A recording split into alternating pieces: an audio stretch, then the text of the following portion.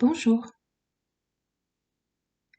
Aujourd'hui, j'ai le plaisir de vous faire la lecture du livre paru en 2020, Un royaume de prêtres, les histoires de l'Apocalypse, avec l'aimable autorisation de son auteur, Brenda Weltner, qui m'a demandé d'informer mes auditeurs que ses études s'étant poursuivies depuis, cer- certaines de ses positions ont changé, en particulier l'idée d'une tribulation de 7 ans, ainsi que les jours de fête juive concernant l'enlèvement. Pour plus d'informations, je vous recommande sa chaîne YouTube dont le lien figure dans la boîte de description de ce podcast. Ces études sont une source formidable d'enseignement pour les croyants et très précieuse dans les temps de la fin où nous sommes.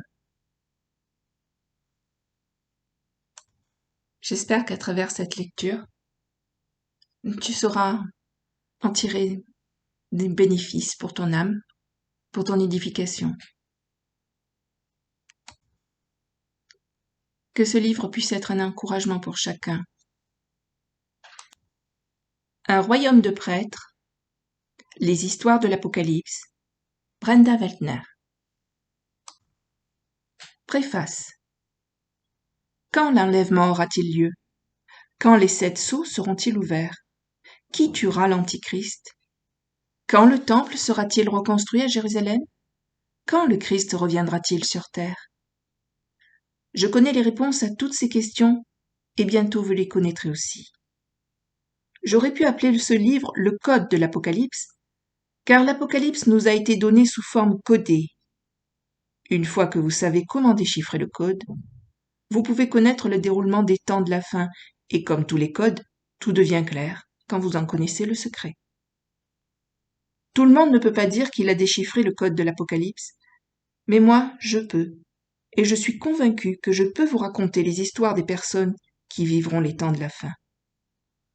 Vous en faites partie. Introduction. Dans sa forme la plus fondamentale, l'Apocalypse est un message prophétique sur la fin des temps. L'apôtre Jean a reçu les prophéties à travers une série de visions qui lui ont été données par Dieu, qu'il a ensuite enregistrées dans le livre connu sous le nom d'Apocalypse. Dans les visions sont détaillés les événements qui auront lieu sur terre avant la seconde venue de Christ. Cela, au moins, est clair. Ce qui est moins évident, cependant, c'est de savoir comprendre la prophétie que Dieu nous a donnée. Ces pages contiennent des visions de créatures mystiques, de dragons à 7 têtes et des bêtes qui sortent de la mer. Que signifie tout cela? L'histoire de l'Apocalypse ne ressemble pas aux autres histoires bibliques. Noé et le déluge, la naissance de Christ ou le miracle des pains et des poissons. Ces histoires sont relativement faciles à comprendre. Mais comment sommes-nous supposés déchiffrer celles de l'Apocalypse? D'après mon expérience, la plupart des gens qui ont quelque volonté de s'attaquer au livre de l'Apocalypse commencent à étudier le livre de la façon dont la plupart des livres sont lus et compris, en prenant l'hypothèse que le début de l'histoire est enregistré au début du livre et la fin de l'histoire est à la fin du livre. Mais cela ne semble pas être le cas avec l'Apocalypse. Les chapitres commencent et se terminent par peu ou pas de lien évident avec les événements des chapitres précédents ou suivants. De nouveaux personnages sortent de nulle part. Les événements aléatoires s'enchaînent comme des perles sur un collier. Le livre est illogique et déroutant.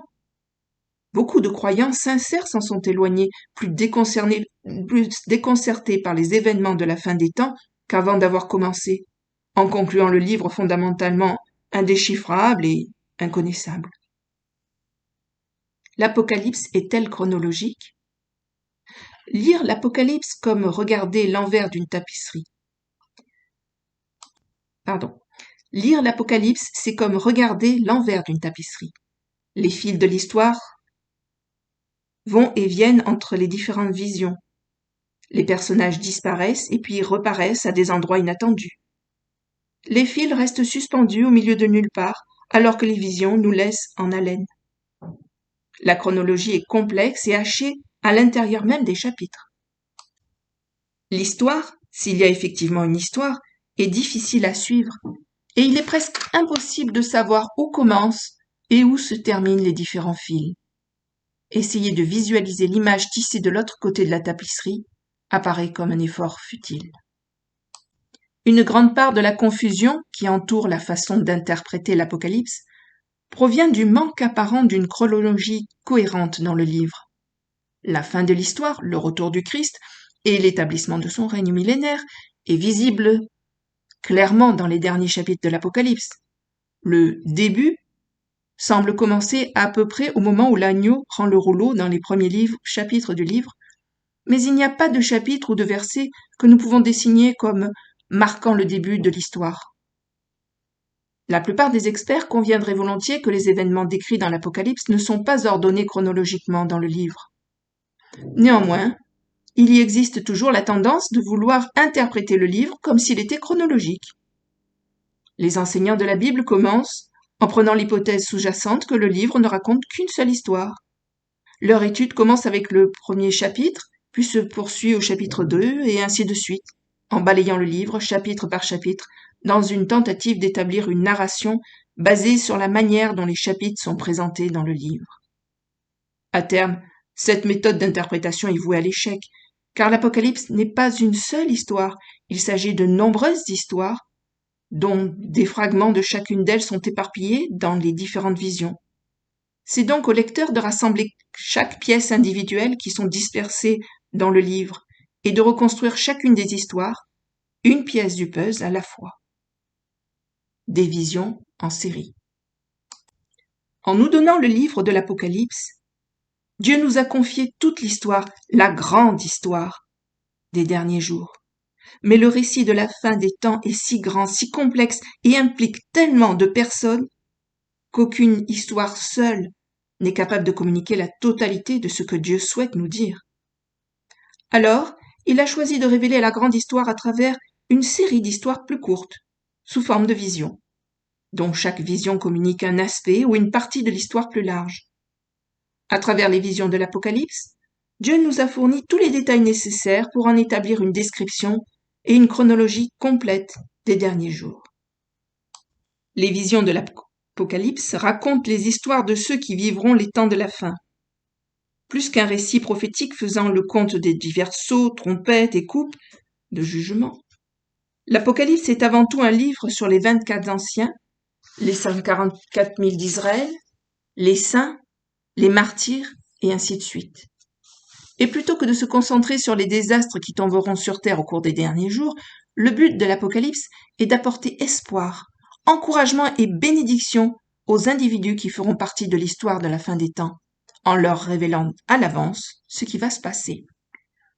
En fin de compte, si vous parvenez à raconter les histoires individuelles des différents personnages de l'Apocalypse, vous comprendrez également la grande histoire.